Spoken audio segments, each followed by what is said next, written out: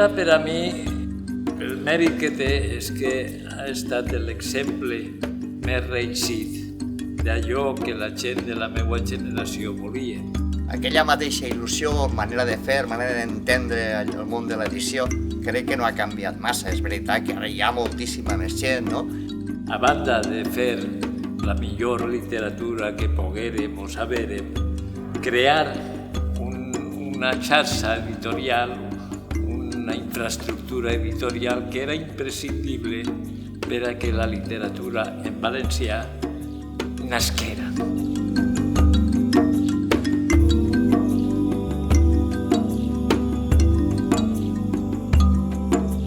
Jo crec que la principal aportació és fer una editorial consolidada, és a dir, posar un poc de pau en el mercat editorial, en el sentit que hi ha una producció regular i clar, està abastint de llibres regularment tant el sector escolar com altre tipus de públics. Des que vaig entrar la primera vegada, em vaig trobar amb un equip molt xicotet de persones, però que em van acollir amb molta confiança i fins ara que Bromera s'ha fet molt gran i ja portem 30 anys. Perquè ha creat un teixit d'autors, un teixit d'il·lustradors, un teixit d'escoles que estan esperant el següent llibre, que el tenen integrat en la seva forma de treballar en els nanos, i aleshores això ha fet una tasca molt important. És que si no, no hauria aguantat 30 anys, això segur també.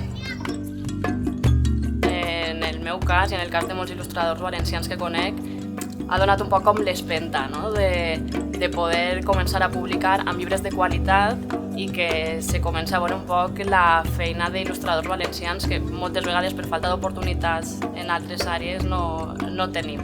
La tasca que fa Bromera és espectacular, no? I a més a mi m'ha tocat conviure en l'època de la cacareada crisi, que pensaves que tot se n'anava al desastre, i Bromera va estar allí, va fer força, i això per als il·lustradors, imagina que per als escriptors, tots els que estem al voltant del món del llibre, va ser una espècie de tranquil·litat, no? Dir, no, hi ha gent que encara aposta, hi ha gent que encara baralla, que encara presta batalla. Bromera ha tingut l'encert, durant aquests anys, de publicar una selecció molt encertada de llibres amb una qualitat molt bona, tant d'escriptors com d'il·lustradors, que ha donat a conèixer a molts escriptors i escriptores d'ací del País Valencià. I ara, d'alguna manera, s'ha convertit en una editorial que, a més, des del meu punt de vista personal, s'ha convertit en un altaveu, no? Per a tratar de divulgar una sèrie de temes que, en el meu àmbit, considero importantíssims. Un d'ells com és el problema de finançament autonòmic valencià i un altre com és el problema de la falta de sostenibilitat del nostre sistema econòmic, del nostre mode de vida.